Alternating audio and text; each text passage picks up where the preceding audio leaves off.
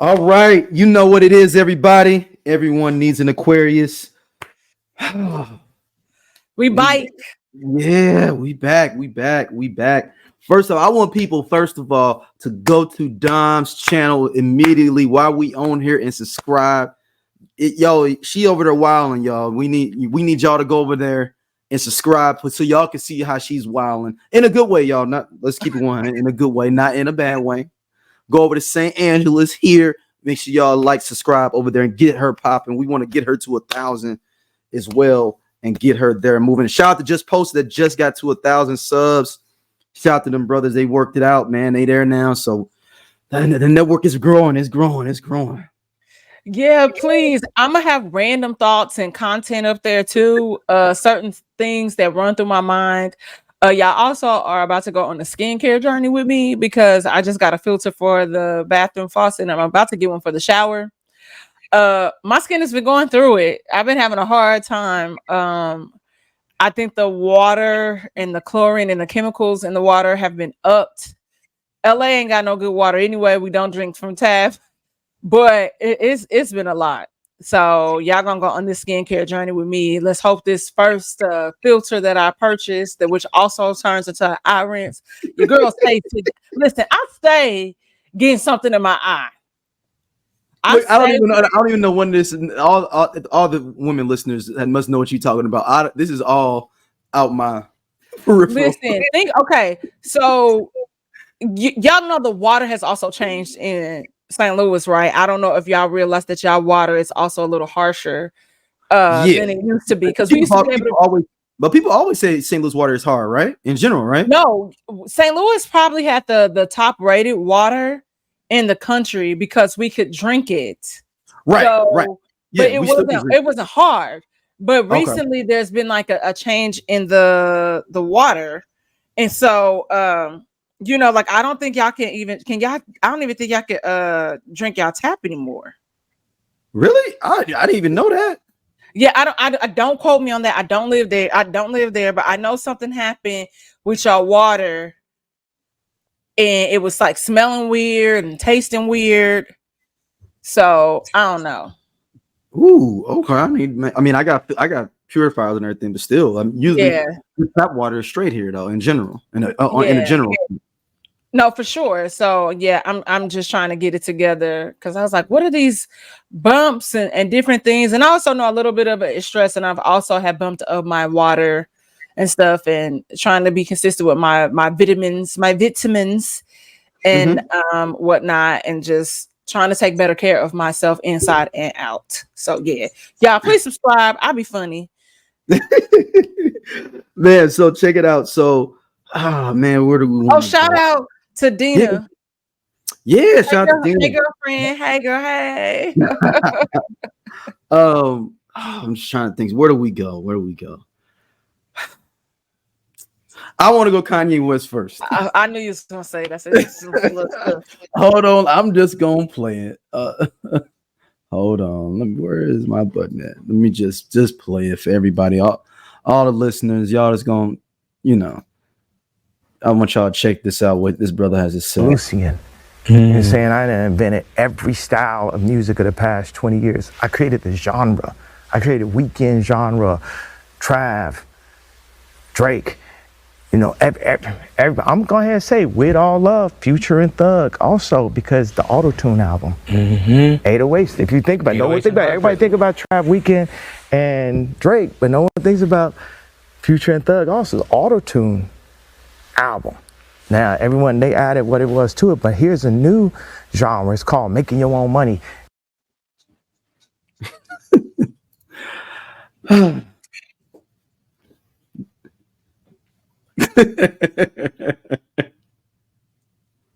Does T-Pain not exist? Ooh. He almost would have had me if he would have mentioned T-Pain. I took what T-Pain did, where every song had auto-tune. Lil Wayne having auto-tune, but I was spun it into a different sound for what I was doing. Because to be honest, Yeezus is an experimental album with its own unique sound for sure. If he wouldn't, I'm gonna be honest, he shouldn't have even mentioned the auto tune. He could have said Jesus alone, and it would have made sense. But that's the problem with Kanye West nowadays. Nothing makes sense, and I'm conflicted because I remember I went to the Yeezus tour. I went to the show in the OC and got my life. But I also knew it was this new wave of Kanye fans that were ushered in that were not Black, that did not understand Kanye's struggle, that did not understand the Black struggle. These niggas don't know Get It High. They don't know. I didn't even think about that. So did that when the new set of fans came in, you feel? It was because now he's commercial. Kanye West, you can say what you want to say. You did this, but you're commercial. And what you're doing, it doesn't really make a grave impact on people. You know, I think it's dope that you're collaborating a lot with my homeboy. Shout out to Jalen from St. Louis that has been working with Ye or whatever. So I'm always gonna get, but that sound, that a lot of that's John. That's him. So don't do that. Don't do that. You have to be able to give credit where credit is due, but also realize where you came from. And it was somebody that was quoted recently where they asked a Kanye fan, had they listened to the College Dropout? They said, no, that's just too woke. And when I tell you, really, yes, but that's what I saw at that concert. I remember singing Spaceship when I worked at Saks. And my manager at the time, the assistant manager, didn't know what I was singing.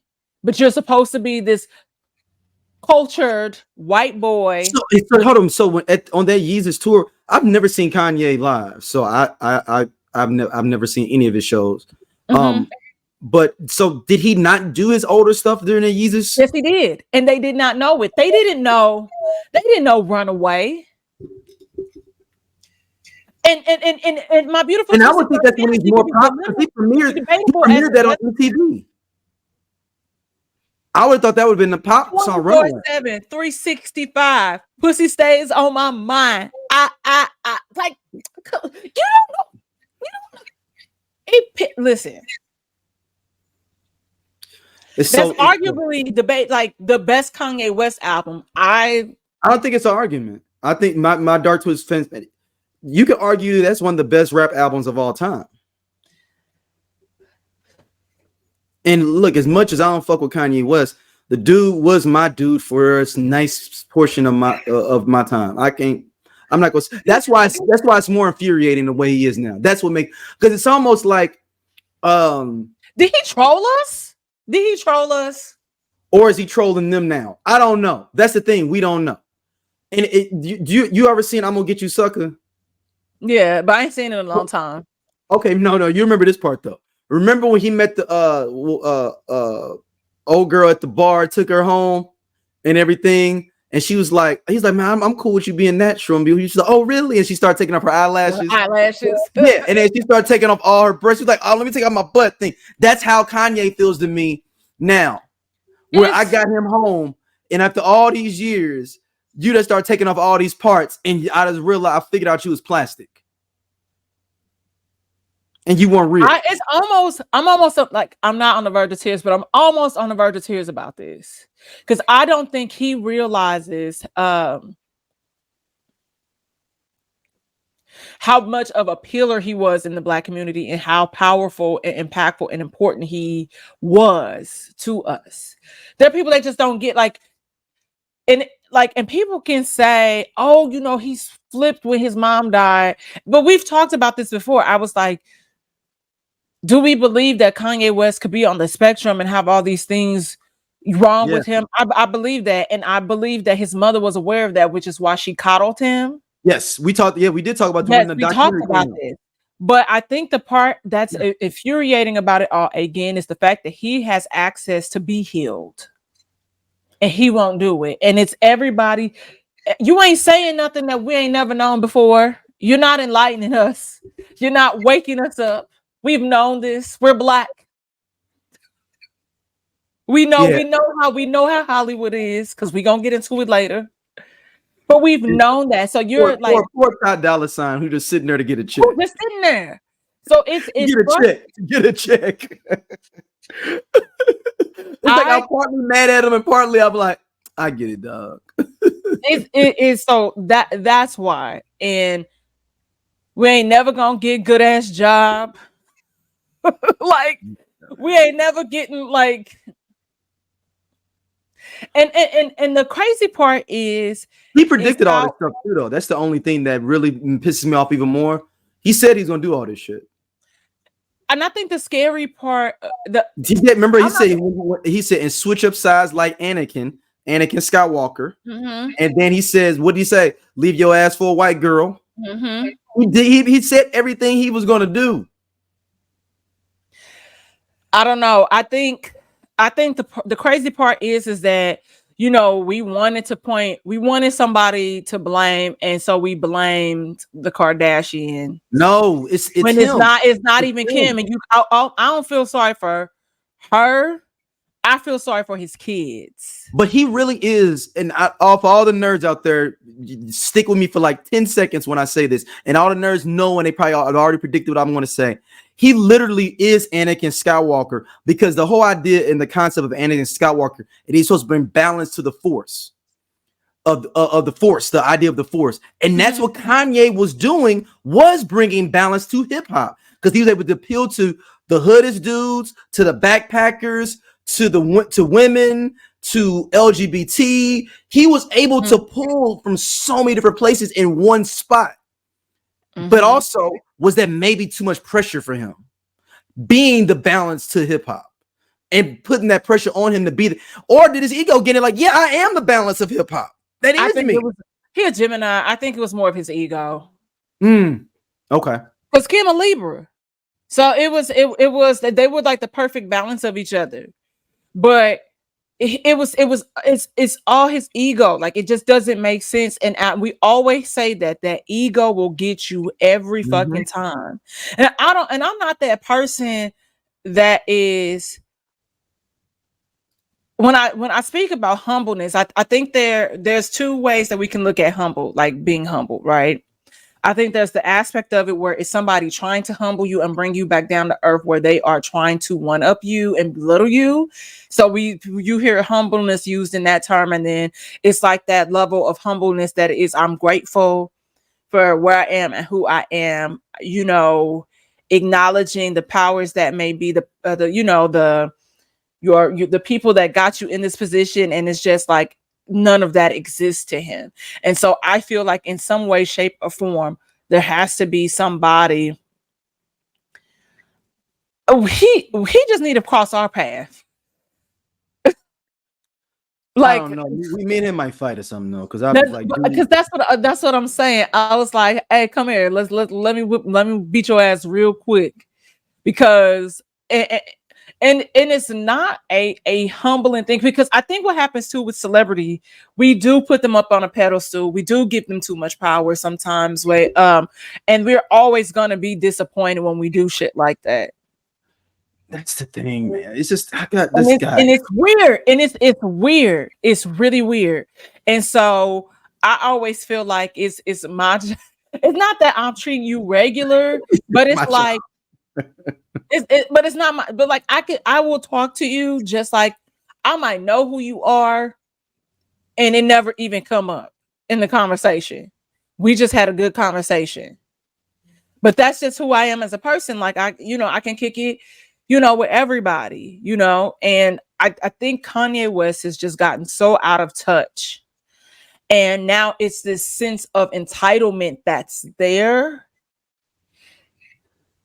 And it's disgusting. Because how the fuck you gonna threaten K-Cent because he said your pants was like that's really weird. And then you got your manager, somebody threatened him that's like 50 or 60 years old. Dude. Yeah. What? Okay. Okay. I mean, It is what it is, man. We can keep it in Chicago, man. R. Kelly is seeking a reduction in revision in his prison sentence. So I would like to read this copy for the people out there. There is no video, so we're gonna read this old school style. You know, we used to be able to read stuff from the newspaper, you know, the AP Wire and stuff.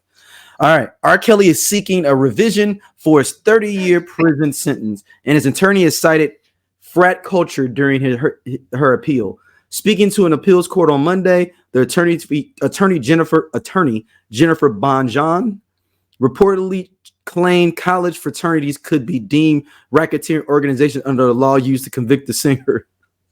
The law was used when he was found guilty on 3 counts of child pornography and 3 counts of child enticement. According to MSN, Bonjon tried to persuade judges that prosecutors improperly used a racketeering statute written to shut down organized crime to go after R. Kelly in an attempt to reverse his 2021 convictions or win him a new trial. She said it was unfair prosecutors charged Kelly with leading a racketeering, influence, and corrupt organization, also known as a RICO, for those people that don't know, enterprise from 1994 to 2018. Damn, that's a long time to be running a RICO. This was not a collection of people who had a purpose to recruit girls for sexual abuse or child pornography, she said. Whether they turned a blind eye, whether something is suspected that some of these girls were underage, that's a whole different matter. All right, I mean, it goes on, but there we go.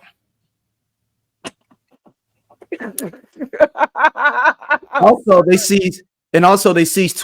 Side note, just add this to this for as you can talk about it now. They seized $28,000 from his commissary. He has $28,000 in his commissary right now. And they have seized that to pay debts, like to pay people that have sued and won different things going on with that. And he's upset and he's trying to stop them from getting his commissary because he said that's part of his, his the way he survives. Go forth.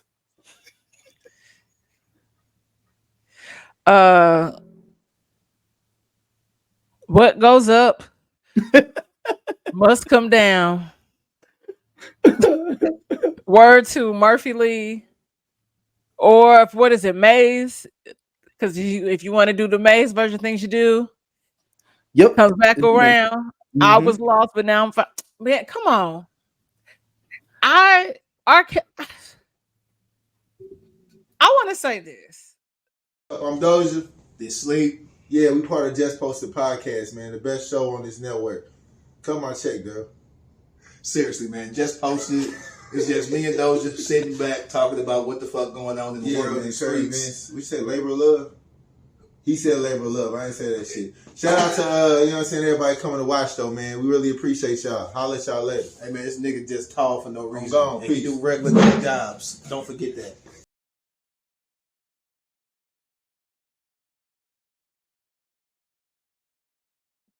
For $28,000 to be on his books, that means y'all hoes have downloaded JPay. I knew you were going to go there. I was waiting for you to do it. I was waiting for you to pick it up. That's exactly what they did.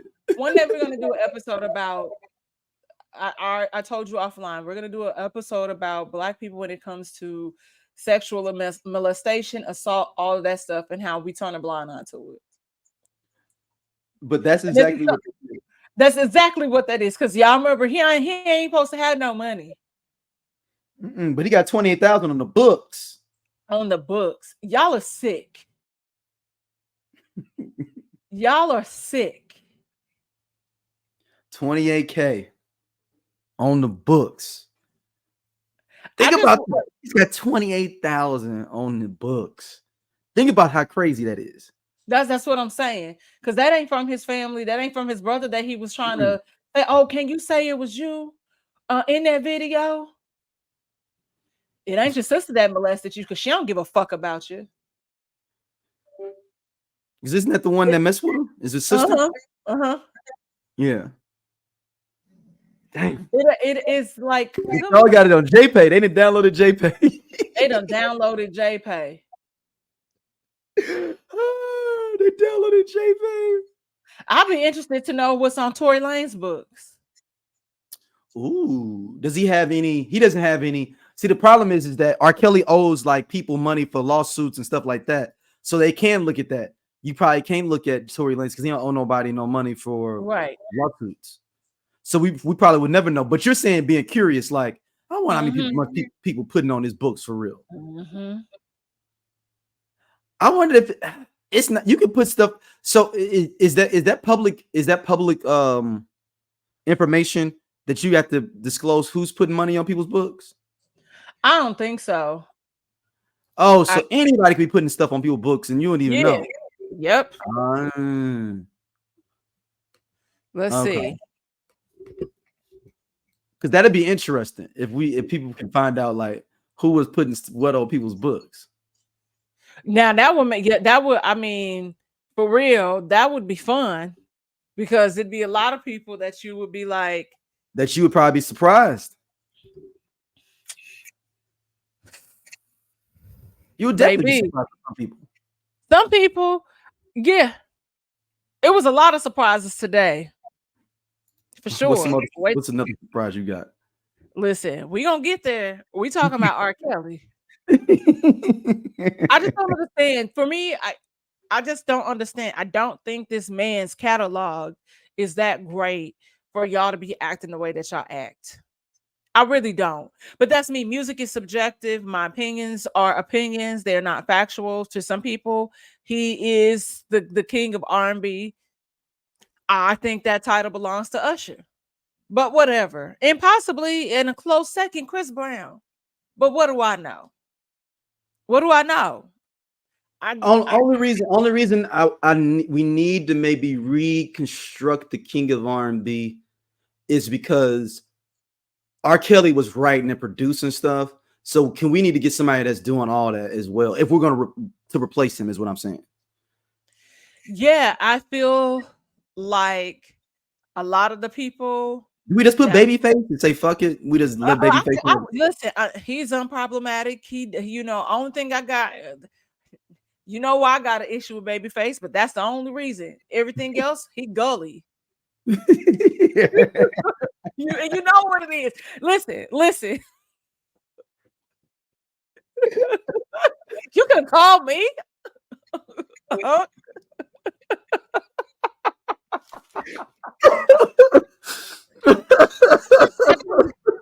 R. Kelly, listen. I just, like you said, you just said someone's name, Babyface, that has transcended 3 decades. 3 decades and still making great, amazing music. Because that song with him and Coco Jones, Simple, that album, it was a couple of tracks. I was like, oh, this feels like it was a throwaway track and y'all needed something, so y'all just added it in there. But him and Ari Lennox, him and Kehlani, seamless. We're not talking about Babyface it up, and I'm happy he won a Grammy for that album because I feel like people was not talking about Girls Night Out like they should have been. You had Angie Martinez and Lala on the intro, just like it was just really great. And so, if we're talking about, there are songs that yes, Homeboy has written. Are there songs that we could do without? What's the song that you can't do without that he probably wrote and produced? I can be with that. Smart Babyface. No, the boy that's in jail. Oh, I miss a ton of songs. I mean, so you talking about that I have to keep that I need to keep? Yes, exactly. Oh, I know. Oh, it's probably around 5 to 7 songs. Give me one of those track titles. Ghetto Queen. I love that song with Crucial Conflict. I don't even know what that is. You never heard Ghetto Queen by Crucial Conflict and R. Kelly? No. Another song I love, man, and it's dude's gonna be like, well, how do you love this song? I love Selena Johnson's Guess What? And R. Kelly wrote. You know what? Guess what? When then it paid the bills, sure enough. You know the song because it's got the dude from Teen Summit in the music video. Who's from light-skinned dude with the dreads? Light-skinned dude with the dreads from Teen Summit when we was kids. Caduce? Not Caduce, the dude that was after him. With the long, let's get with the dreads. Hold on. Listen. This is coming. I'm a B2K fan. Yeah. It's probably some songs, that listen. The one song that I'd be like, oh man, I don't know if I can sing Hotel. That's the song I'm worried about, and I could do without. I don't wake up and say I want to play that. Hold on, Gabrielle Dennis was a host of Teen Summit. Oh, I don't know. See, from 98 to 2000. Dang, I did not know that. Wow. Okay, because I'm looking up the other dude. Hold on, I'm trying to. Man, when you see the dude, you're gonna be like, oh yeah, because a lot of girls really like this dude. I didn't grow up with cable, so I don't know. Found him. His name is AJ Cooper. Oh, he passed away in 2014. Oh, I don't know who that is. Wow. Hold on. Let me see.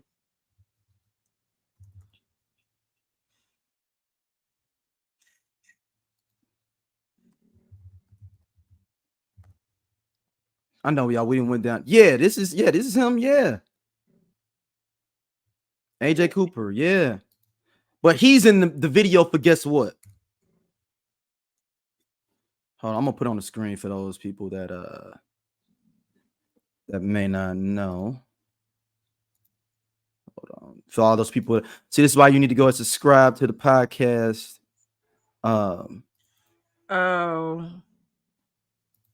Yeah, this is him right here. Yeah, I don't remember. That's when he had the dreads when he was in that I'm pointing at right here when he was in the guess what video with Selena Johnson. Okay, but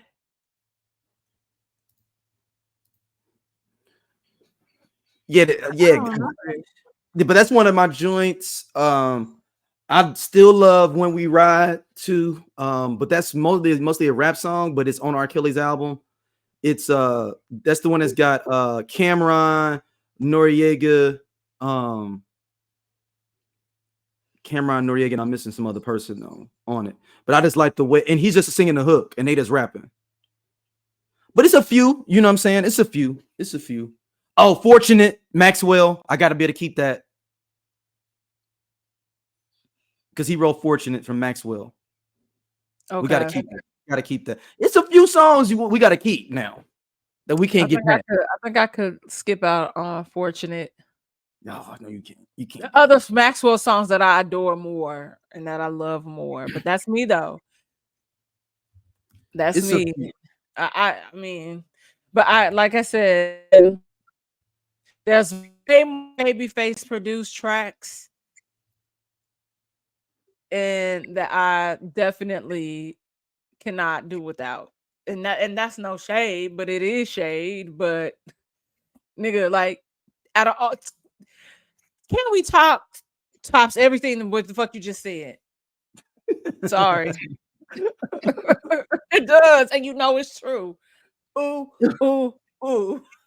I love you. Anyway, speaking of pedophilia and pedophiles and people forcing themselves on each other, people in an inappropriate manner, we got to talk about this Quiet on Set. And for those who would like to watch it, it is on Max and it is showing a few other places, but this is the dark side of kids TV, more so specifically what was happening at Nickelodeon. And we remember Nickelodeon as this happy kids place, this kids TV, and just, think about Salute Your Shorts, Are You Afraid of the Dark? Clarissa Explains It All. You got Alex Mack, all this stuff. Well, all that introduces us to Dan Schneider, who said he went to. Why do people always lie and say they went to Harvard? It's always Harvard. Did you do Harvard online? Well, he didn't do any of that online either. The internet didn't exist then for him to do that. But anyway, he's from this town, like he's from Memphis, and ends up getting on like another show that Robin Givens was on back in the day. And from there, that's where he kind of becomes a household name, and he ends up getting hit up to do something for Nickelodeon, and he creates all that. It was like a sketch show, but for kids. And so out of that, like, people, they interview all these different people that worked for him and that was around him, and kids that are now adults. And you find out about this hostile work environment, the way that they would have these kids kind of performing sexual acts on TV. It's getting through the writer's room. He is a misogynist. He don't want women in his writer's room. When he did the first season of the Amanda Show, it was something about like they had people, I guess, like sending in writing samples, and he said put the funniest ones on top, and it was 2 women. So he had to like hire them, but he made them split their salary. Are you serious? Yes, he didn't want women in his writer's room. He was very aggressive to them. He would proposition them to give him massages and all this stuff. Or can you do this? He told one lady, if you could eat 2 pints of ice cream within like an hour, I'll give you $300. Like petty, like mind you, these girls are getting crumbs anyway, and you doing this, and didn't pay her. Then got mad when he said, "Oh, I'll if somebody could kill this fly for I'll give you $30." She's like, "Oh, are you gonna add it to my tab?" He went off on her, saying how you embarrassed me and blah blah blah blah blah, and you should be happy to be here, all this shit. And they never say that he touched the girls or anything like that. It was just always that he was very close to Amanda Bynes, or he was very close to this person. And you would see pictures of like the girls and stuff like sitting on his lap, and it was just really, like a hostile, uncomfortable work environment. Well, there is some molestation happening on the set, because they end up one of the PAs gets caught up in child pornography, and he email a picture of himself touching his dick, masturbating to this like 11-year-old girl. And the mama like was conflicted, if she should go to the cops or not, because she, was thinking about that she could possibly get in trouble because she okayed him to keep in touch with her kid, because he was like, "Oh, I can get you on this show. I can do this for you. I can do that for you." And it is sick, and it is sad.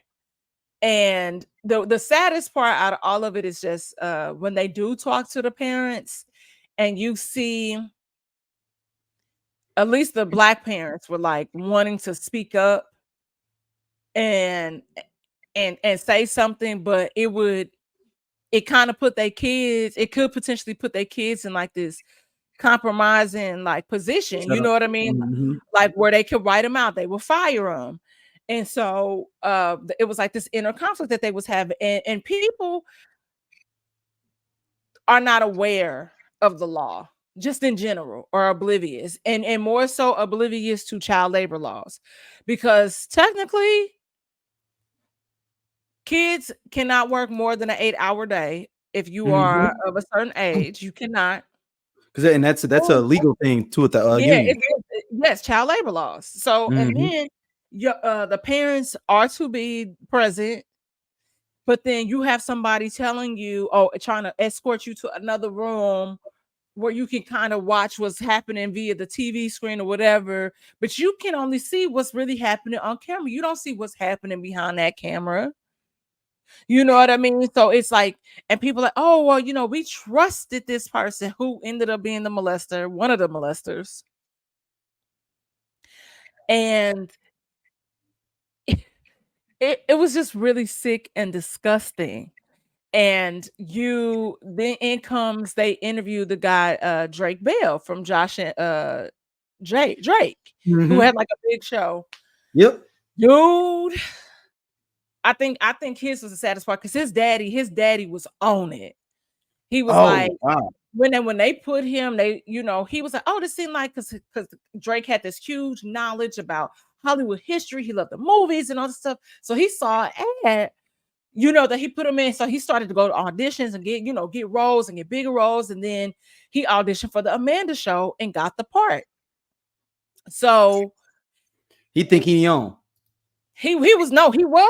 He was No, I'm on. talking about like he's like, oh yeah, this is it. Like, Yeah, this is my it. break This is is here. this is it because from there, they he has this recurring role. Amanda Bynes wanted him on the show, all of this stuff, but it was just a lot of inappropriate relationships with kids. Like I remember in one of the scenes, Amanda Bynes was in the hot tub with Dan Schneider, but he had on all his clothes.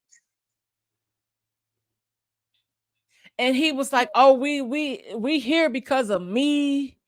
Like it was very like even on all that, like one of the black guys was talking about how the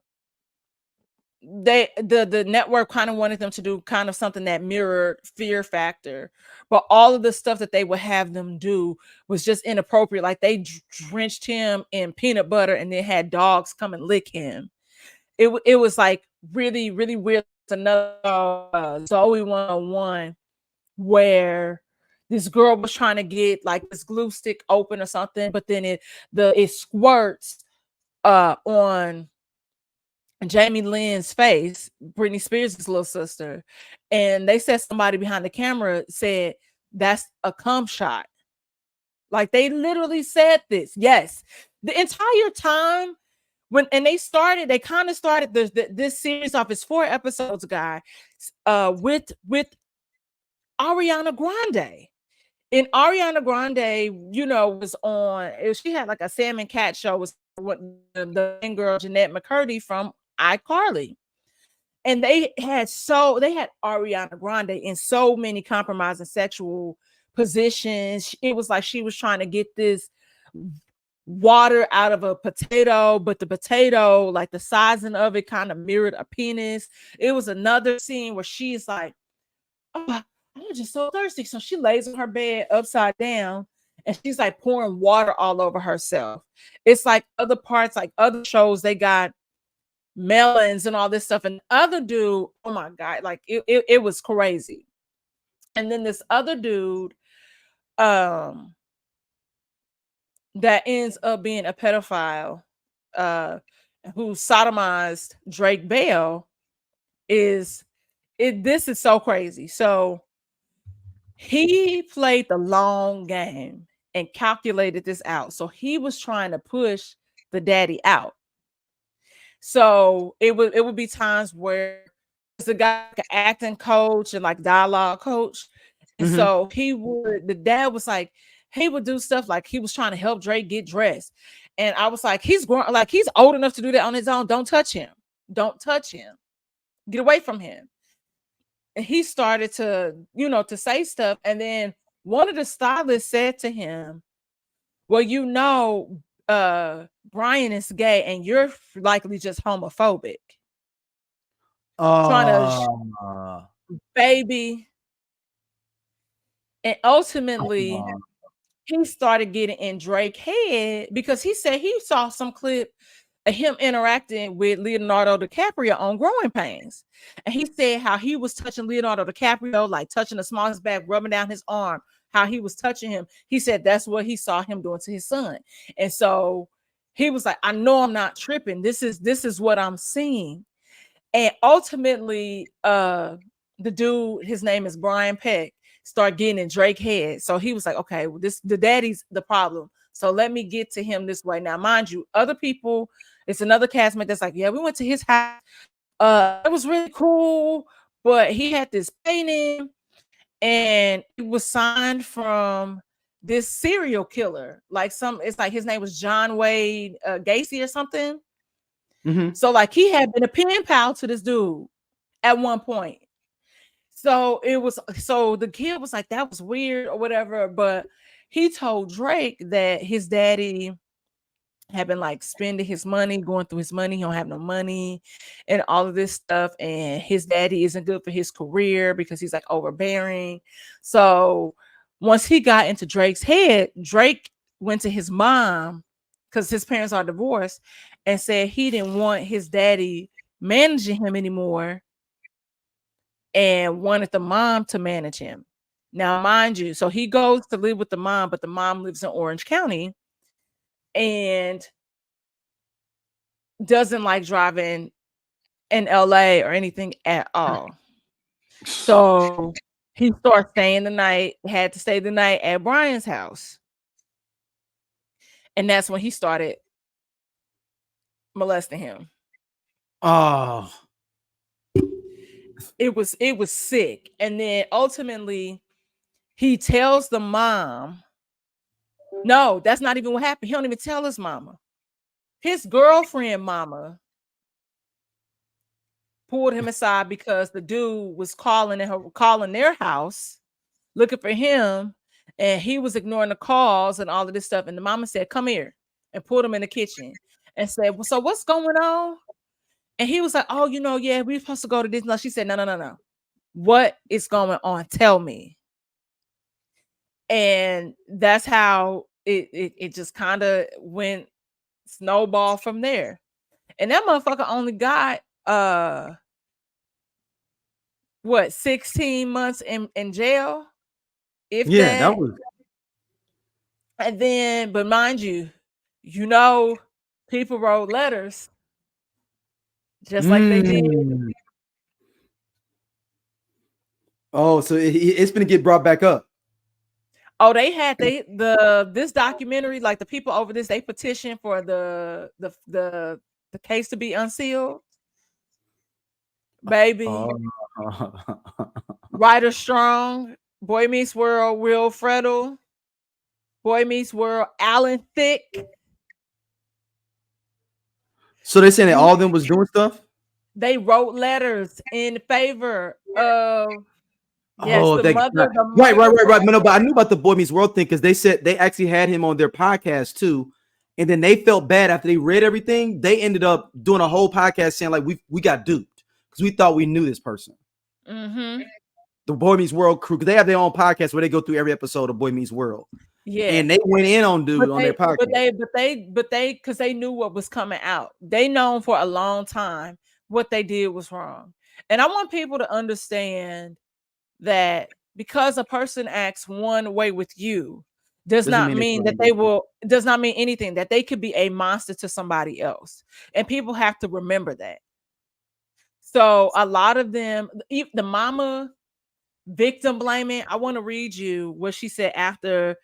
And one person said that they were saying that, probably Drake enticed him and he ultimately had to give in to his demands or whatever. So you're telling me a kid enticed a grown ass man? Get the fuck out of here. That don't even make sense. So Joanna Kearns is the mom from Growing Pains, guys. She said, I have now learned that my letter of support was based on complete misinformation. Knowing what I know now, I would have never written that letter. Mm. And so he will go on to work on Sweet Life of Zach and Cody when he get out. Mind you, he also had to register as a sex offender. And Disney was under some heat about that. So that's what I'm saying. Like, it's really crazy. It is a good documentary. It's eye-opening for sure. But Dan Schneider said that at the end of this, because he ends up being kind of forced out of Disney during the Me Too movement, because now, and mind you, he had already been sued by one of the girls that he had split in his salary, who he was harassing, because it came out that he did that to them and he had to pay them their full salary each. And he was like, did you go and tell? Because if you did, I'm gonna report, like, I will make your life a living hell. You'll never work on another Viacom like show or whatever, blah, blah, blah, blah. And ultimately he fired both of them. Well, no, he fired the first girl, this girl Christy, because she went to a concert and had friends over. Like, he was making them slaves. And the other girl quit. Like her second day back on set after on season 2. But at the end of this, he said everything that happened on the shows I ran carefully scrutinized by dozens of evolved adults. All stories, dialogue, costumes, and makeup were fully approved by the network executive on 2 coasts. A standards and practices group read and ultimately approved every script, and programming executives reviewed and approved all episodes. In addition, every day on set, there were always parents and caregivers and their friends watching us rehearse and film. So an interview just dropped that the Hollywood Reporter posted, and I want to be clear, I found out that they reposted that this is on Dan Schneider's network. Because I was about to read them a new one. Woo, yeah, like why you even? But ultimately he is doing an interview with one of his co-stars, one of the guys that worked on iCarly, this black guy Tebow, which also he felt the black kids that worked there kind of felt like he was like a little favorited the white people more. We know how that is. Mm-hmm. So I feel like that was very calculated to have him have this dialogue with you, which is also is kind of like the I Only Listen to 90s Music podcast is a show for 80s babies who were 90s kids. If you were a No Limit soldier, then this is your show. If you believe that Cash Money is not an army but was a Navy, this is the show for you. If you and your friends ever tried to sing a song written by Escape, In Vogue, Shy, or Boyz II Men at a talent show during middle school, this is your show. The I Only Listen to 90s Music podcast is a bunch of 80s babies talking about all the songs and things that we loved when we were kids and teenagers. So if you went to the skating rink and you were at a lock-in, this is the show for you. If you think that Tevin Campbell was the original Prince of R&B, this is the show for you. If you don't understand the conflict between Monica and Brandy, but you're kind of on Monica's side and understand why Brandy got punched, this is the show for you. Make sure that you tune in, subscribe, click the little subscribe link. We're here. We're going to talk about all things 90s music. This is the show for you. You're trying to do this redemption tour because now you're in the past 2 days and you losing, being forced out of Nickelodeon. It's like you're like on this redemption tour about, I've learned, maybe I didn't do this, but I don't like when people apologize and they say, I apologize to those people. No, if you really apologize, call me by my name. That's true. Yeah. And I just ultimately, let me know. Say my name, as they say. Right. Literally. And ultimately, it's like, you don't need to tell me that you are sorry. Like, this is your lazy ass way of giving this indirect ass apology. Because you should have called those people and said, I am so sorry. That was not my intention. But like, it's people like Dan Schneider that always are bitches like this.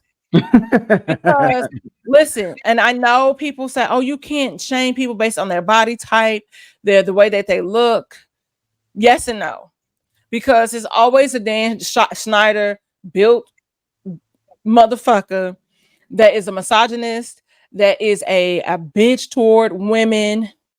You sassy, you don't want women to have any sort of voice or wherewithal of what's going on. They shouldn't be in your space because it's a boys club or whatever. And you're really nasty to older women because the women hold up a mirror and you have to see yourself because they would never give you play and they would never think twice about looking at you. And so you talk down to them, you do, and then you go over there and you smush up with people like Amanda Bynes and Miranda Cosgrove or whatever, and try to canoodle with them because you can groom younger girls. You're a terrible person. And they can always think that you're the savior and you're the one. Mm-hmm.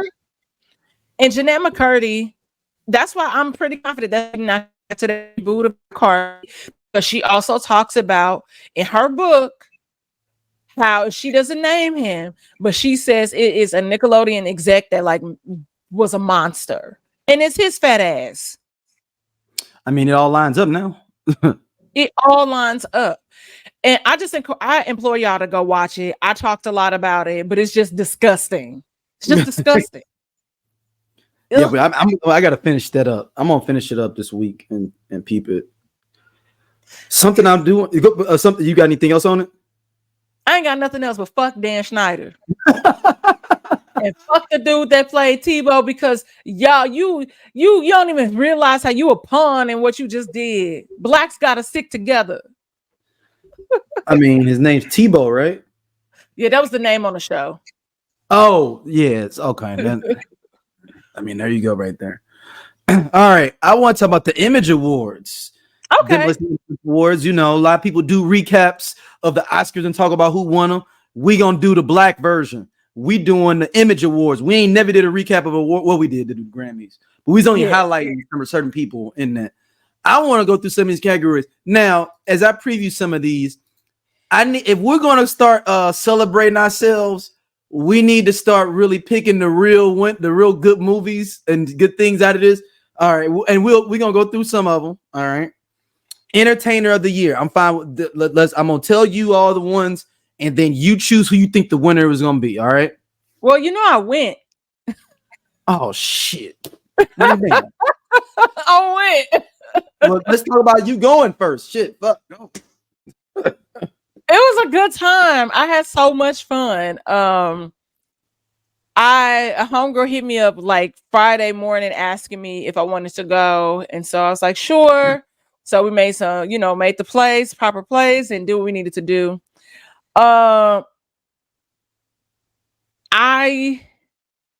It was at the Shrine this year, and I think it's been there for a couple of years because normally it's in Pasadena, which I would love because it's down the street. But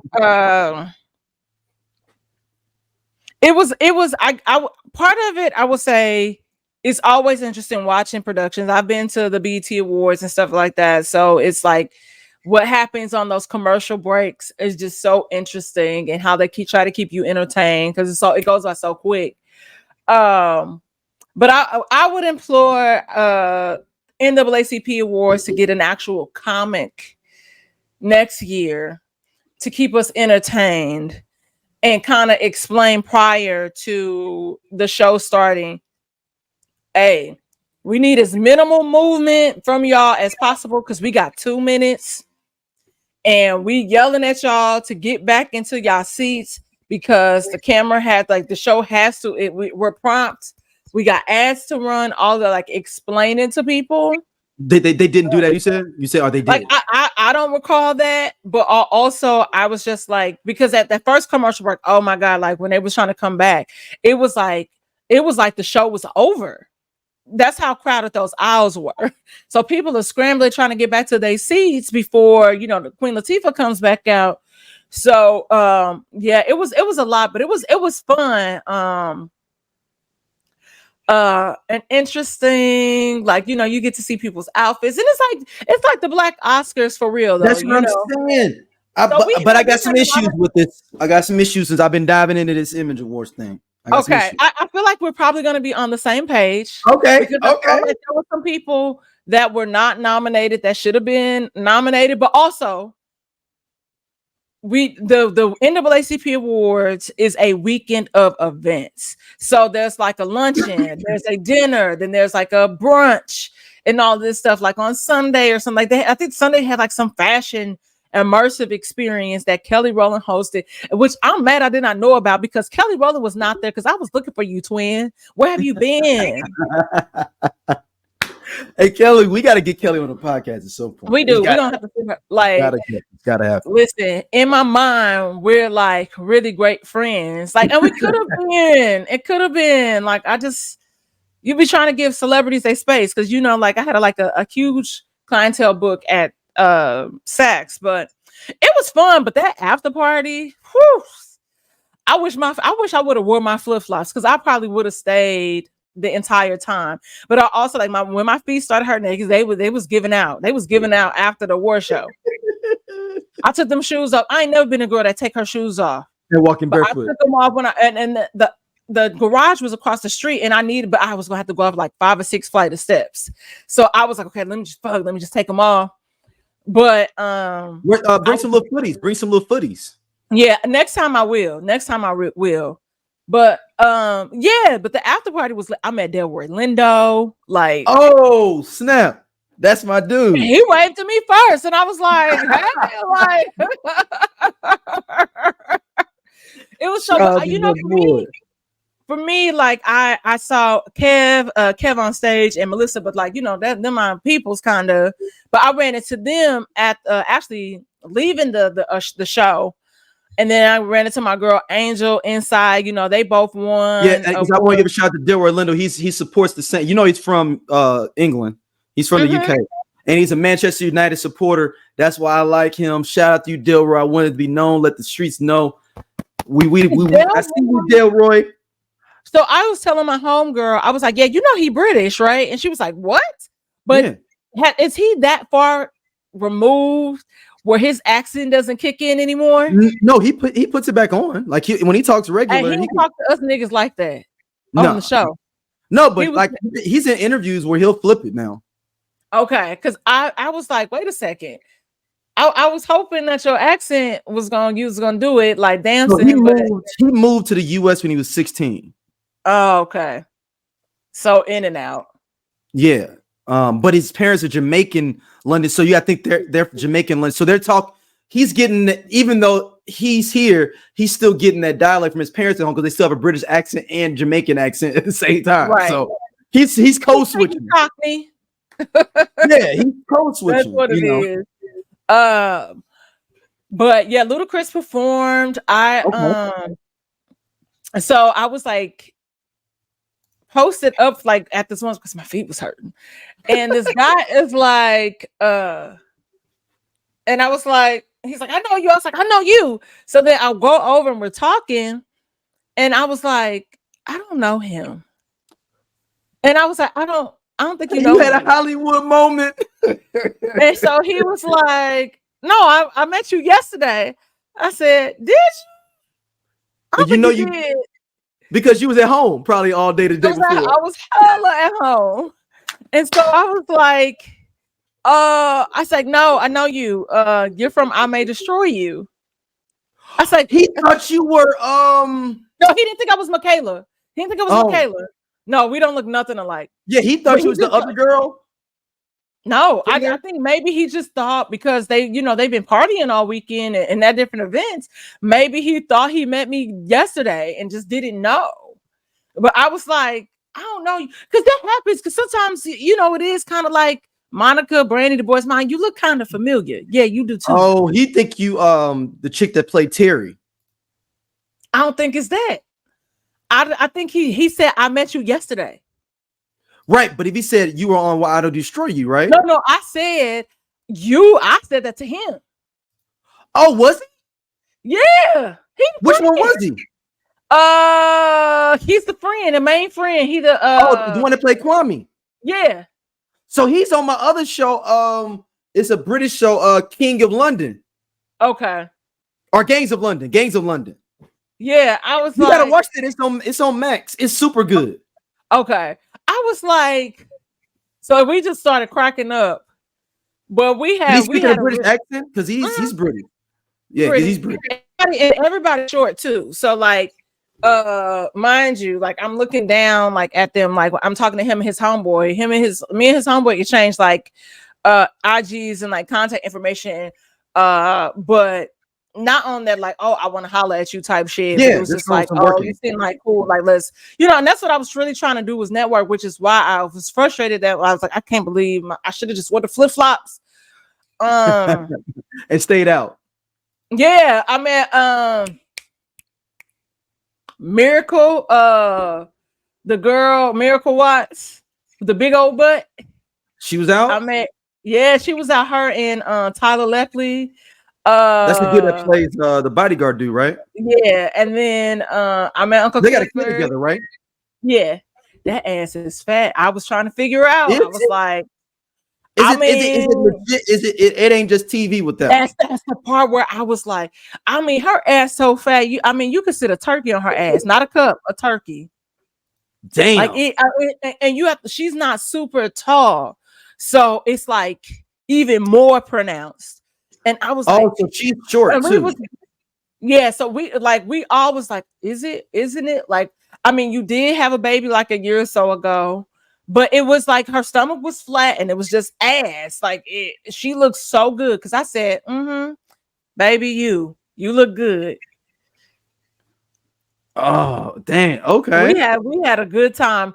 Shout out to I met somebody from Detroit, but honestly, like, and it was like weird because he was trying to talk to this one girl that was with us, and then he like started, and everybody wanted to know if my boobs were real or not because I had on a nice dress. I was shaky that night, and he was like, "Oh yeah, your boobs are real." Like I was confused. I was wondering. He's like, "Cause they just up.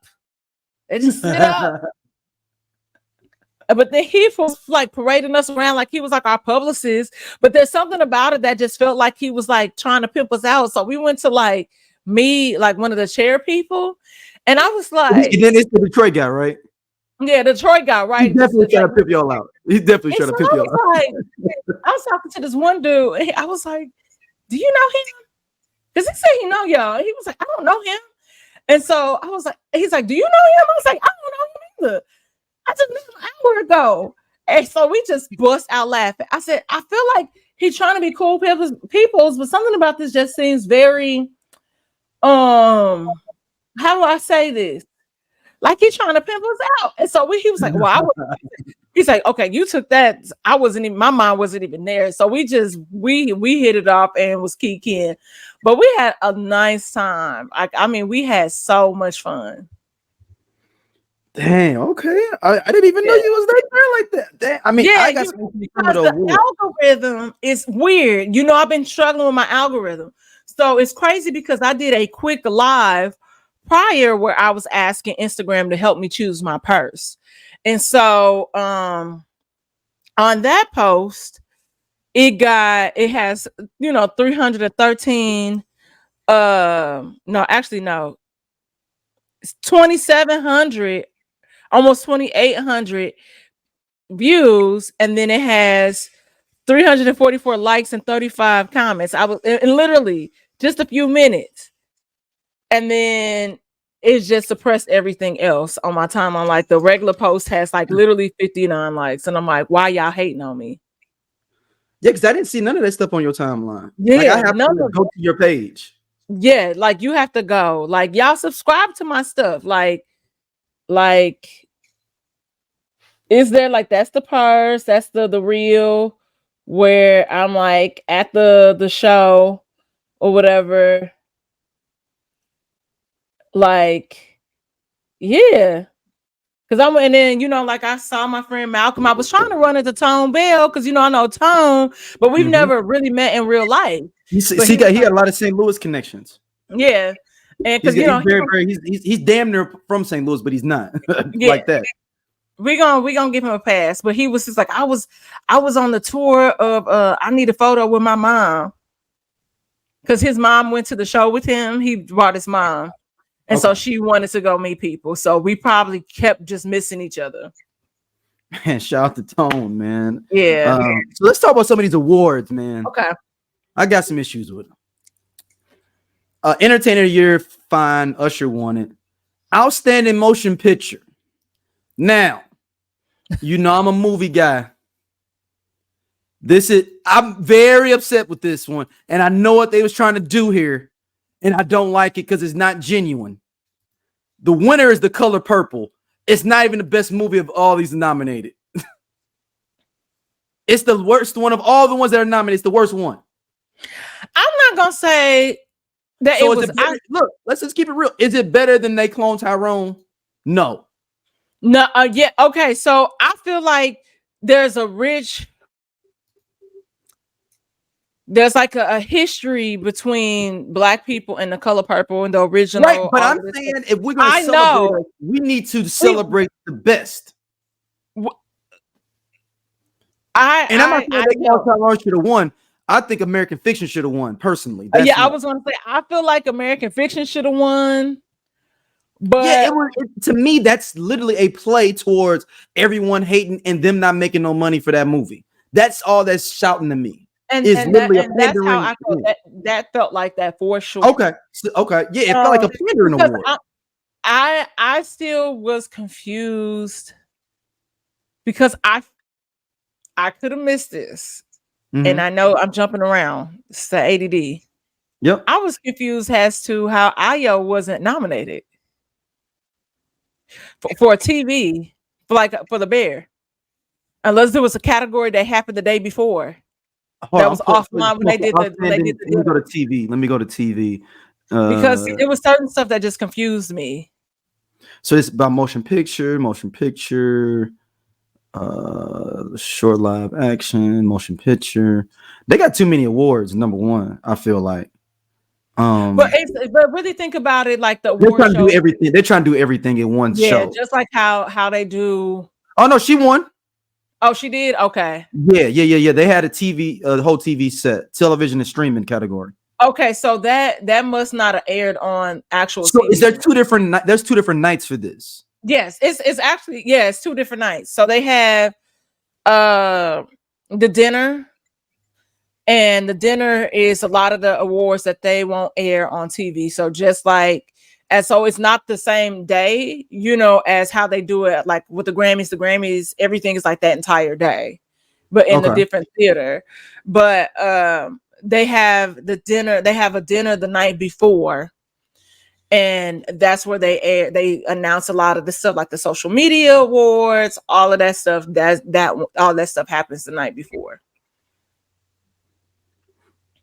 Yeah, this is just they look this, at least from the movie category. People, I'm still scrolling through these. The movie category seemed like they was just trying to just show The Color Purple all the love they weren't getting because everybody was hating on it. That's what it feels like to me, because it's a lot of the Black film and Black actors that was killing it this year. It's 3 or 4 people from The Color Purple nominated in every category. Yeah, and okay, so I get that. I'm not mad at that. I'm not hating that. I am hating that. Are you talking about my take? No. Yeah, okay, no. I'm not. I get what you're saying, but I understand it, just because of the publicity, the hype, all these things surrounding it. So for me, it makes sense because the awards are Black, but ultimately we know what it was. Like there was a category where I think where Taraji won. I didn't think she should have been the one to win it, but okay, whatever. I feel like that should have went to Erica Alexander for sure. Which, if y'all haven't seen American Fiction, please watch it. That's what I'm saying. It's just so good. It's so good. It's witty. It's funny. It's smart. Yeah, I don't know. Like I know you said it earlier, and that's what it is. And it's just unfortunate how what happened, also on top of people's ignorance, really kind of changed that entire rollout. And I think that's why people talk so negatively about The Color Purple, because I've seen it twice. Like I told you, I went to see it and we had like the director, and we had like the wardrobe people, set design there. So it was really dope to see the ins and outs, and y'all know I saw it in ghetto ass St. Louis at the Esquire. So I enjoyed it. Y'all know the story. Y'all know the story. I know the story. But ultimately, you know, I really do hate that it was overshadowed by what was happening on the press ones. And then people, I don't like a musical. It wasn't even like it was like a musical like that. You know, it had a couple more songs than the original. But ultimately, it felt like they got TV. It felt like they got TV right more to me. At least it was more balanced. It felt like in movies they literally deliberately, and this looks like even from the nominations, everything that they were trying to make Color Purple feel good about them in general. And TV seemed like it's way more balanced. Like, oh, okay, yeah, we boom, boom, boom. It's kind of moving around. They got Gail Bean won for best supporting actress in a drama, which is like dope. Yeah. But it wasn't one show. It's all these different shows and all these different things. Like it has felt like how do you have 4 people from one movie in one category? But that happens. That's normal. That happens even at the Oscars. There's so many Black people that's been in films this year. You can't spread it out. Why is it 4 people in a category from one movie? That doesn't happen in any other award. So what are your top 5 Black movies this year? For 2023, you mean? Yeah. I guess American Fiction, I guess it's technically it would technically count. Yeah. Yeah. American Fiction for sure. Hold on, I'm gonna pull up my list here. I have a list that I kept. Because I like Rustin a lot. Let me go to here.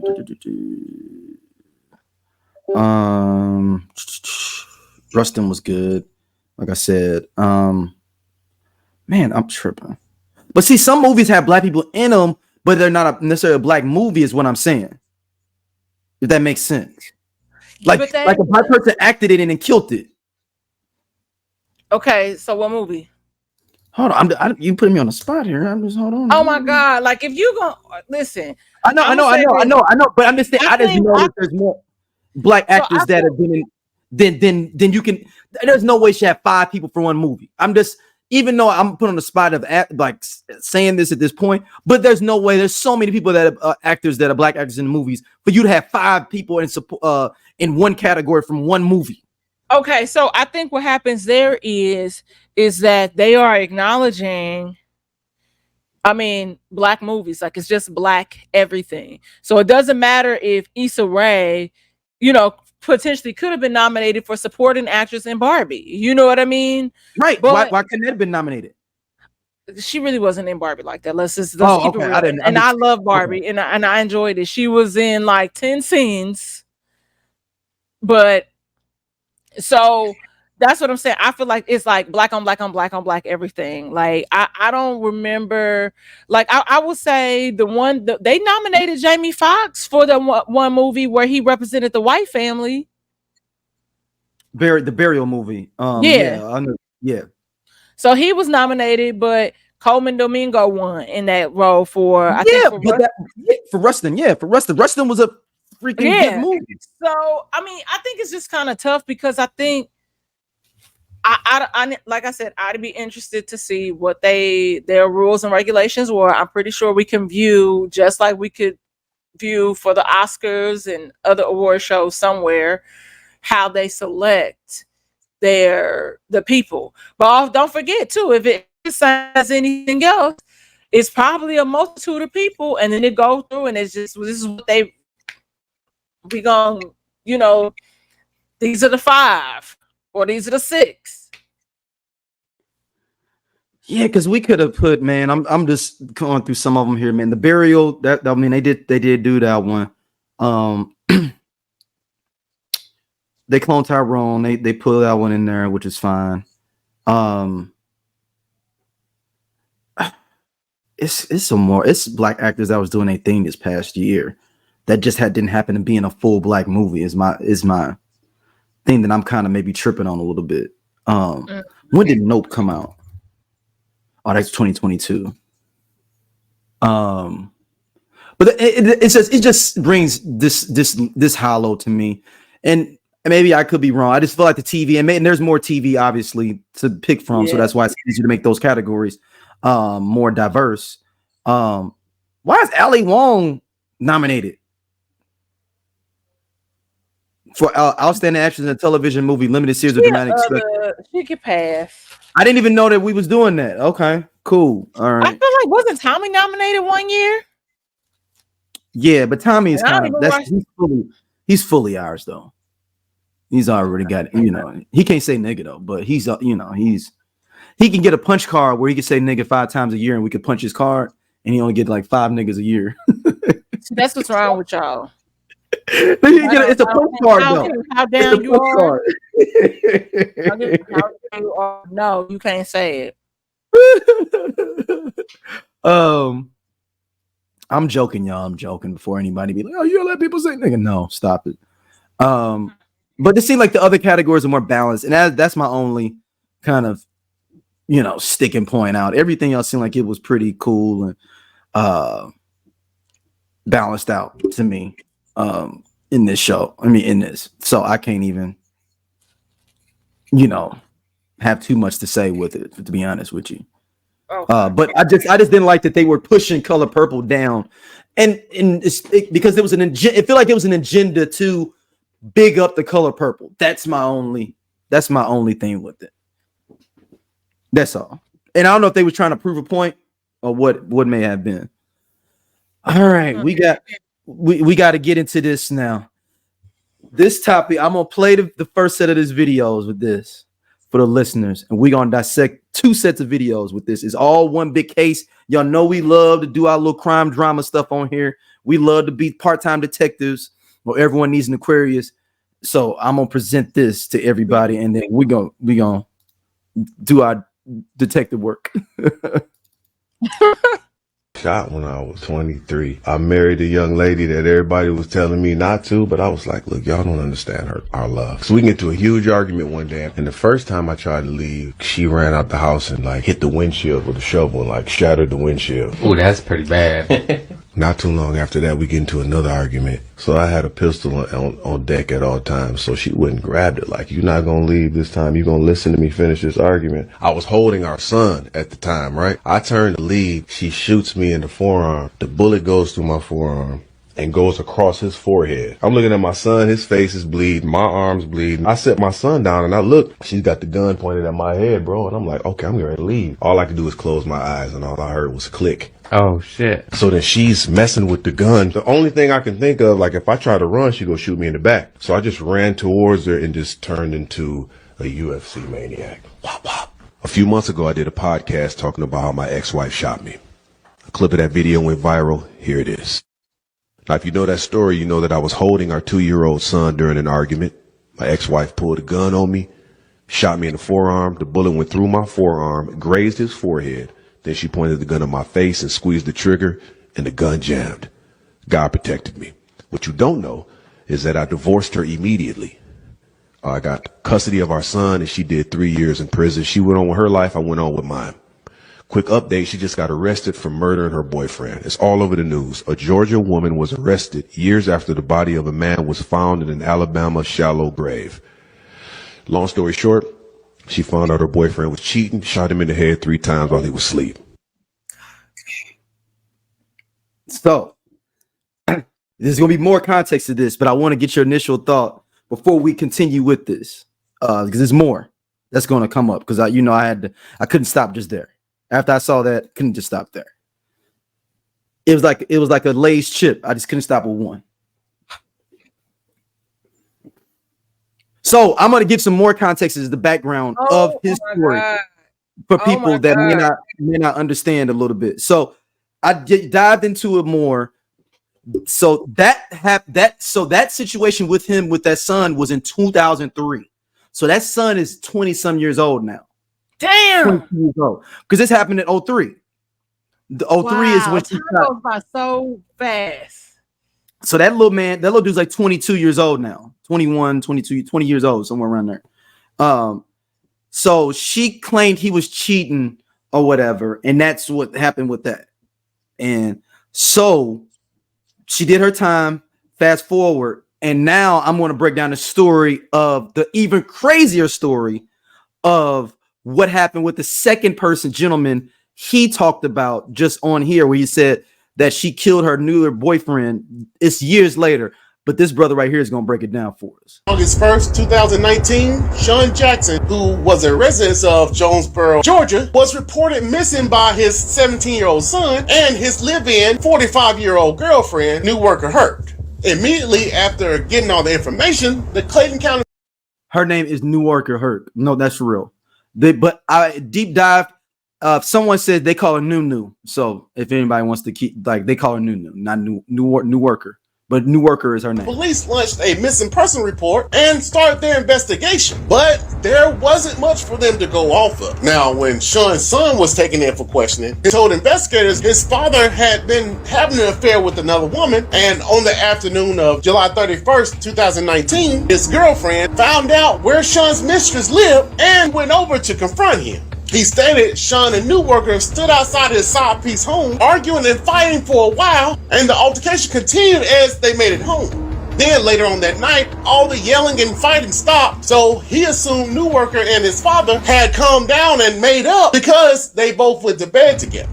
The next morning, Newoker came into his room and woke him up out of his sleep to tell him his father left the house last night and hasn't been seen since. This made investigators very suspicious, and they also felt that Newoker could have possibly had something to do with this disappearance, but when they searched the house for evidence, nothing was found. Almost 3 weeks had passed, and investigators still didn't know Sean's whereabouts, but on August 19, 2019, that would change.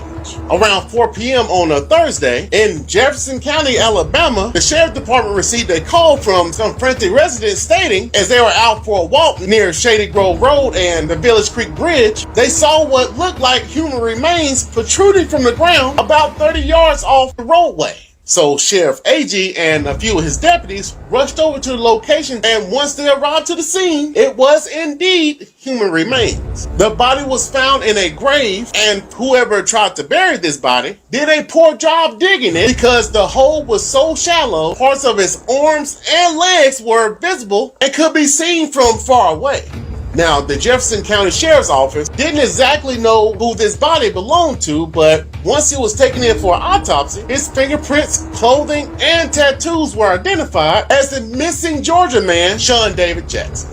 Soon after this discovery, investigators from Jefferson County reached out to the Clayton County authorities, and they began working together to determine where and why Sean was killed and who would want to do such a thing. For almost 4 years, investigators didn't make an arrest, but detectives found out that his girlfriend Newoker had a lot of skeletons in her closet. Almost 20 years ago, she was married to a man named Charlie Newoker, and for a while, they lived happily with the family. Then, out of nowhere, things went from good to worse. Charlie Newoker said this video shows the good times in his marriage to Newoker Hurt, but he said there were bad times also. He had a son by somebody else while we was married. But it reached a boiling point 20 years ago this month when he says an argument with Hurt almost turned deadly. She pointed the gun at me, shot me in the forearm, and the bullet went through my arm and it grazed my son's forehead.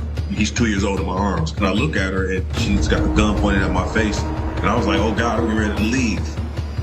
She squeezed the trigger and nothing came out the gun. Now, with all the evidence that was gathered on Sean's disappearance, the Clayton County police detectives alleged that Newoker shot Sean Jackson 3 times in the back of the head while he was asleep, then called her brother to help get rid of the body. With these allegations, a warrant was put out for his girlfriend Newoker and her brother's arrest. On April 20th, 2023, she was located in an apartment in Atlanta, Georgia, and placed under arrest on charges of malice murder, possession of a firearm during the commission of a crime, tampering with evidence, and concealing the death of another person. As of today, Newoker Hurt is being held in the Clayton County Jail in Georgia to await her trial date. All right. Dom, you all right? Why her middle name gotta be Adrian? How y'all get a name Newoker, but how your middle name Adrian? That's a weird thing. I think I'm so shocked. I'm so stunned. My thing is, how did they let her get away with it for 4 years though? It was a 2019. They just arrested her at the end of last year. This is so strange because they black. I mean, automatically, I would have picked her up and just arrested her off GP. You done shot your last dude or one of your previous dudes and did 3 years for it. We got to at least hold you. We look. We got. I know. You know. They must not have really ran her name through the system because of what the son said. No, and all that stuff. But she did 3 years already for already shooting. But some detective dropped the ball and didn't at least do a small little background check. Like, okay, let me do a background check on everybody in this house. I wouldn't even tell nobody I'm doing it. Let me get everybody's name. Let me just do a quick little. I'm sure probably a little Google search would have probably got that she shot this dude. That is so weird. Somebody really, really dropped the ball on that. And even then, like, even if they didn't have evidence, we got at least how much time? Okay, wait. She was on the run for 4 years. Not on the run. No, they didn't have enough evidence. Oh, okay. So wait, so they found his body 4 years later? 3 weeks later, but they couldn't connect her. 3 weeks later. But that's the weird part. How weren't y'all able to connect this? It took y'all 4 years. Now, the only thing that could have put a jam up in it is COVID may have pushed stuff back. But 4 years? That is wild. Because niggas in St. Louis was still killing niggas during COVID. Like, what? That's what I'm saying. I'm like, yo, and they let and you notice some dumb niggatry that was done here because they said the grave was so they ain't even dig a deep enough grave. Like, what are y'all doing here, man? Y'all thought this was cool. You know, I think it'll be all right. Let's just get out of here, Chris. I don't know her brother's name. Because all I can see is they did a rush sloppy job because she had to get home before the kid woke up. Oh. So she had to get back, but she should have stayed there digging. No, she should have sent her brother to dig first. That's and what get I'm it saying. deep enough, and then I'll come out there and we'll do what we got to do then. Or she might have popped it up on her brother though, like, hey, let's come by the house. And then it's like, damn, all right. Also, you know, and then and then he's her brother trying to problem solve. And so, and whatever she had, she must have had a silencer on whatever she had. That's what I'm wondering. Yeah, for a 17-year-old and he's in the basement and then you kill him in his sleep. But she could have put a pillow over it too. Yeah. And put a pillow over his head and then shot twice, like, 3 times. Yeah, so it wouldn't splatter or anything. So you just got to throw a pillow away. Mm-hmm. You just got to throw the pillowcase away.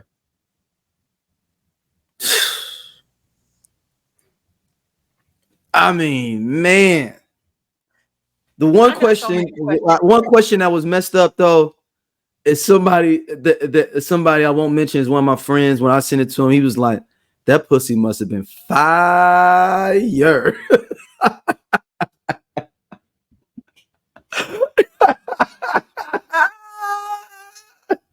That's what, and then when he said that pussy, and then he put the flames behind it. Fire. And I agree with him. It must have been. Ain't no way you that crazy. The strange thing about all of this you that crazy and it ain't fire. It ain't no way you that crazy and it ain't fire. No way. She was just never right in the head mentally. No, she definitely couldn't have been. She just never was right. I'm like shooting at your first husband that's holding your son, your baby. She just did not care. Then you had where she had a baby with somebody else. So, and when you had this baby with somebody else while y'all was married, because I was like, oh, they had a couple of kids, like, or she had a kid before, you know, because you see 2 kids in the video. Mm-hmm. One of them is by somebody else. So I'm like, did she have that baby on you before or after? It's a good question. That's a good question. Because this could be all this. Look, I don't like the victim shame at all. But as men, it's a lot of times when stuff go wrong, it's our fault when it comes, because we dictate kind of the run of the relationship in some ways and how the motion of it kind of is going to run, the tempo per se. Mm-hmm. If now my two questions here for you with this. Two questions for you. The second dude, did he know that she went to jail for 3 years for shooting her first dude? I doubt it. I doubt it. Cause like niggas don't be quick. Like I'm not gonna say I could even see her moving through life because it seemed like she had no contact with the son. I know. I don't think so. At least it doesn't feel like I could see her not even mentioning that she got this other kid. Other kids, because you remember she got 2 kids. She got 2 kids, but I don't know what her relationship was with the other kid that's like the baby out of wedlock. Yeah, because if that was 20 years, because if she only did 3 years, right? That kid probably, when she got out, the kid was only like 4 or 5. But if this is happened in 2019 and he was shot in like 2001, somewhere in there, that kid is a grown person now already. Anyway, both of those kids are. Right. So, but it would be contingent upon if she has a relationship with that kid or not. Because where did that kid go when she went to jail? The kid that's not by the other. I could see the original father. It could possibly, or could have been her. Who knows? But like by now, you moving through about life. So I don't know if she. So you saying there's a possibility, because even to backtrack for you, the first incident happened in New York, so she moved all the way away. Oh yeah. Then he probably didn't even know. Because look, her kids are all grown. You don't think he might not knew she had kids, huh? Yeah, I think that's very possible. It happens all the time. It happens all the time. And think about it, like, because it's so easy. It's so easy for people to live a double life. Like and it's so long ago. That's hard for those records to be electronic as much, because that's back in 2000, early 2000s. And then think about it, like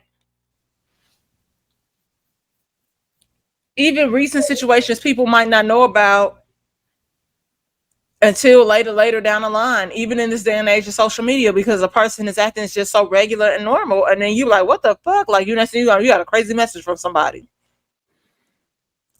Dang. Dude, like it's just crazy. This like the whole idea. This is just. But the craziest part is the fact that she had got away with the first thing, and with her own son in the dude's arm, and then fast forward. I'm surprised that she only got 3 years for that. But also, like I said, with the sexual assault case on the other show, this motherfucker got 16 months. And it's like, this person, like, she had a gun. She tried to shoot him again. It was pointed at his head and the gun jammed, and y'all giving her 3 years? What's up, y'all? This is RVS. This is ROD, aka Rated R. And we are the We Coming For You cast. And we talk about pro wrestling from a black dude's perspective. Tell them what they can expect on this here podcast. Oh, we gonna give you all the raw and dirty and everything black from AEW, WWE, Impact Wrestling, and any other wrestling in between. If you want your wrestling unfiltered, uncensored, and you want it raw, you need to subscribe to the We Come For You cast. Right here on SOLC Network. That's lazy. But then I've never been out really anyway. She shouldn't have been out. This always happens. Yeah, because but y'all want to arrest Mike for 20 years because he had a ounce of cocaine on him. And give him 20, right? Give him 20. I mean, that's weird. Yeah, it's and maybe you know what? Maybe it was a situation of she that because the first time she didn't have, any other priors, maybe. She still tried. That was attempted murder. Like I'm doing my white people math, and that's attempted murder. She should have got more time than that. Yeah. Yeah, you're right. You're just playing right. You just playing right. That's We're gonna follow up on this. Let's see. We gotta circle back. Yeah, so I guess you want to go into this Amanda Seales? Yeah, and I feel like we could save the other one. Yeah. We say So Amanda Seales, do you want me to play the clip or you want play the clip? All right, hold on. I gotta go to her IG now. Or you don't have to. Okay, we could just breeze over real quick. Do you want to play it? Yeah, I'm gonna. If you want to talk about a little bit, then I'll play it. Okay. I'm gonna find it first. So Amanda Seales has been trending for the past couple of days because she was saying that she was not invited to the NAACP awards, but was nominated, has been nominated before in the past, and was invited back in 2020, but then COVID is happening, so it shakes, everything up because it was canceled. But she feels like she is not respected amongst her peers in Black Hollywood. She hosted the BET Awards from her house during, lockdown, but has never been invited to the BET Awards, So she just was, grappling with that information. And Daryl's going to play more in-depth. Hold on. Yeah, I'll play this clip here.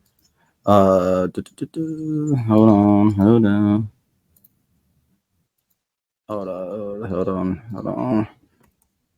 I found it, so we're gonna pull it on up here. Here y'all go.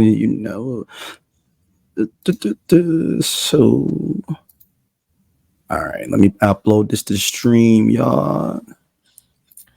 All right, present. I don't know why you just didn't pause it. I know. You know what? Let me. If it wasn't for y'all, I would really. If it wasn't for y'all, I would really think that I ain't doing shit. Because the industry I'm in does not recognize me. And to be clear, I'm speaking about the Black spaces in the industry I'm in. Because y'all know I don't give two damns about any of these other spaces. But the Black spaces is what I'm referring to. Which is largely in part why I realized I need to shift out of this industry. I don't get invited to Essence Women in Hollywood. I've never been invited to the NAACP Image Awards. I've been nominated for an Image Award. Never been invited to the NAACP Image Awards. Never been honored at Black Girls Rock. I've hosted these events. You know what I'm saying? I literally hosted the BET Awards in 2020 in my house, and I was not invited to the BET Awards since. So I just want to thank y'all for always reminding me that I really am valuable, because the game and the industry that I've been in has never let me know. All right. There we go. I think the disconnect here is, and I respect Amanda Seales. I follow Amanda Seales. She is one of the people that always calls out Sean King. So I rock with her. Sean King also converted to Islam too. We're not talking about that. Yeah, I really could call him Talcum X. Yes, now we really can.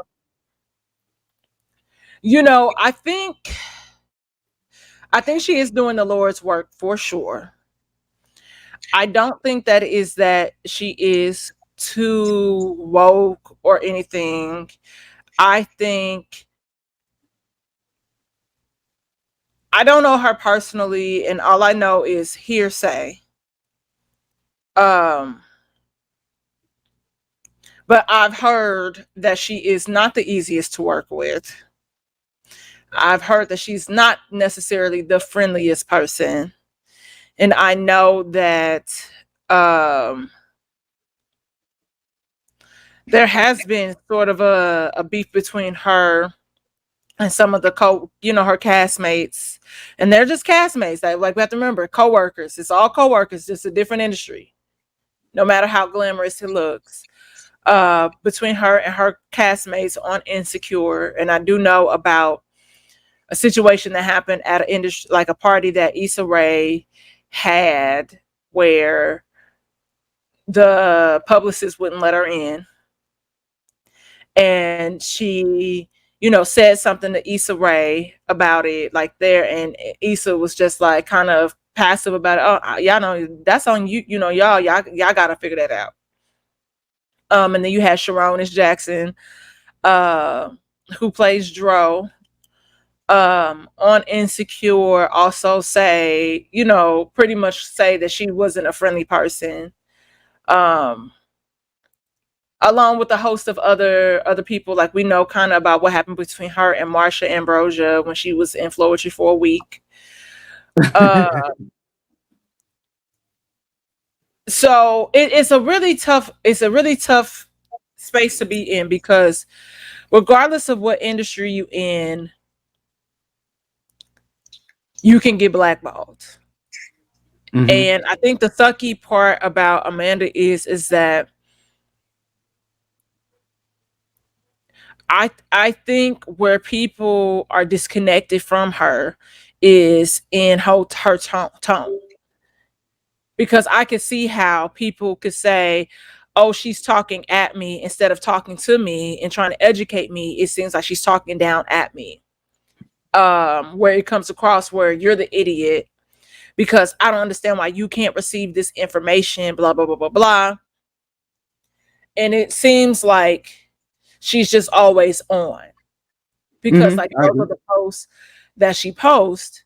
And I understand and empathize with her on the flip side of that, because I'm a person where people have said to me, oh, you're too animated. You have, why did you say this like that? Because you have voice inflection, especially out here where everybody's kind of very monotone and flat. When you show emotion or you raise your voice and you bring it down low, like I have a tone to like lower my and kind of talk a little flat if I'm being serious. Mm-hmm. And so people take that like I have a tone with them. Why am I talking to them at that level? Why am I not talking to them at the regular level? I said, because I'm not happy. This is a serious conversation. And so I'm not going to talk to you up here when I need to talk to you down here so you can hear and really understand that, hey, this is serious. And it's just really, I see both sides, but I do feel bad for her. But I think it is time. If these are the spaces, I'm a type of chick now where I fuck with who fuck with me, and I go where I'm celebrated. Yes, I agree. This industry is so dog eat dog and so cutthroat, where you have to find your village of people. And it seems like it comes across sometimes like she doesn't have those people. Now, I don't know, at least in the industry, I don't know what her day-to-day looks like per se, because she doesn't share too much of that, which it ain't our business. I'm a person that is like, hey, I like to keep. But I will say that you don't have the floor. I'm not done talking. No, I'm just kidding. Oh shit, my bad. Oh no. Because I didn't have my full thought out. No. I'm messing with you. No, I just always hear about her being upset about something. Yeah. Like, and I'm not saying, I mean, it's almost like, yeah, I don't see like no joking, funny stuff from her. You know what I'm saying? Like, and I know she's a stand-up comedian as well. And but I'm just saying, I'm always just hearing about her when she's mad about something. Like, do you think that this is an opportunity for her to kind of, where she's sitting in the corner and she can? She ain't gonna do it, though. Okay, well then never mind. No, because she does come off, and like we talked about this before. I love people that are very intelligent and smart, but when you hear certain people, or if you have certain conversation with people, when they would they talk as definitively like their rule is law? Like my idea or what I'm presenting is the answer. Yeah. Instead of us having a dialogue or like, okay, this is kind of what I believe and I feel or I'm thinking. It's more like, no, this is it. Yeah. Your dumb ass just ain't on board with what I'm talking about. Those people never going to be able to move around because they think they know it. They got it. I also, you know, in this day and age, it's easy to connect with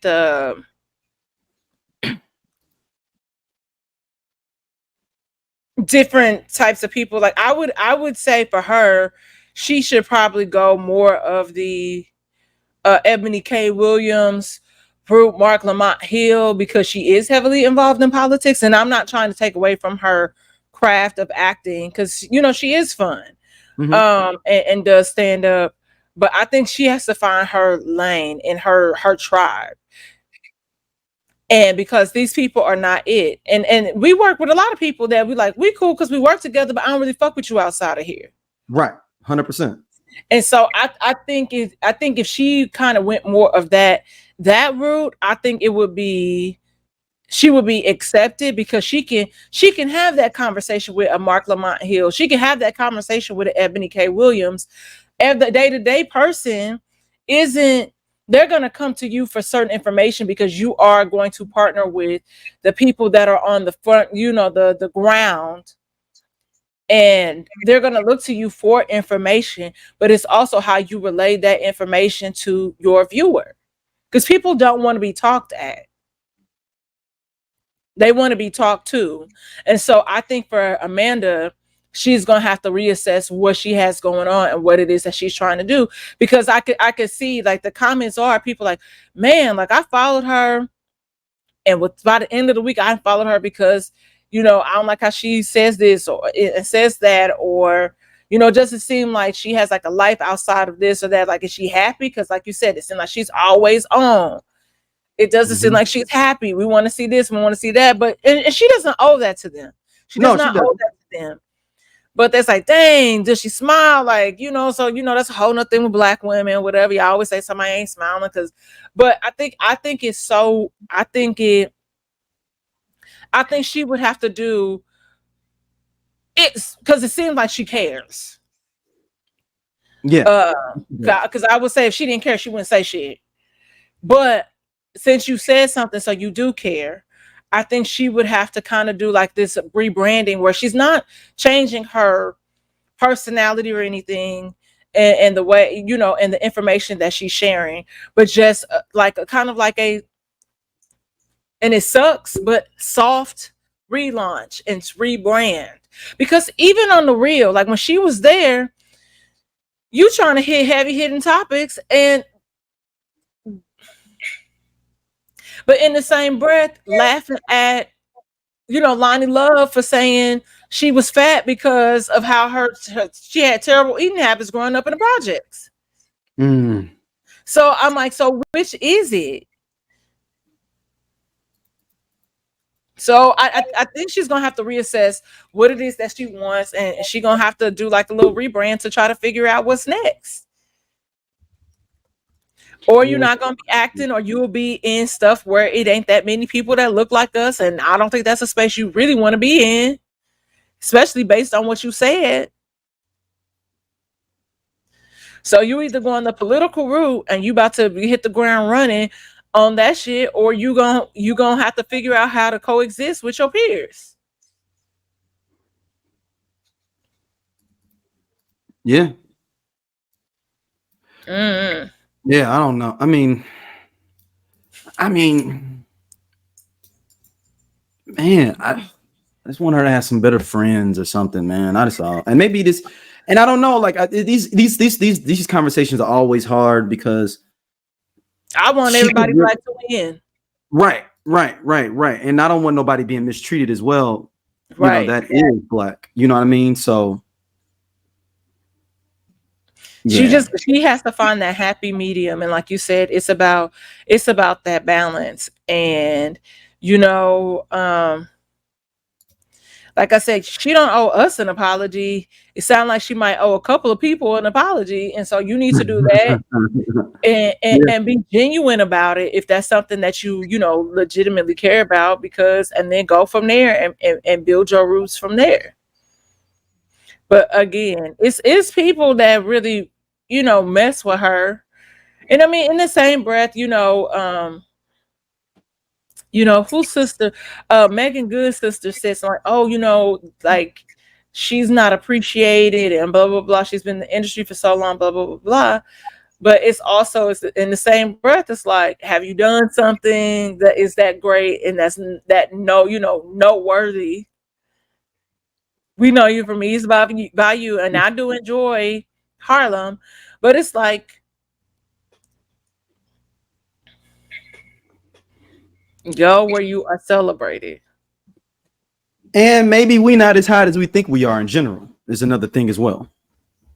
And the blacks, we like to pick and choose, because there's other people, like I said, that ain't drastically different from Amanda, and they get those spaces to thrive. Yeah, it's that time. She right here. Come on, Xander. I saw that shadow. Girl, go to bed. Your spring break, and happy spring break. Thank you. Well, y'all, we're gonna wrap it up. Yeah. Where can people hit you up at, Dom? Y'all can find me on Instagram at St. Angeles. Subscribe, like my page, buy a candle. Subscribe to my YouTube. Yes. To 1,000 people. Yes, right, Pandy? Like, subscribe, right? Like and subscribe. All right, we'll see y'all.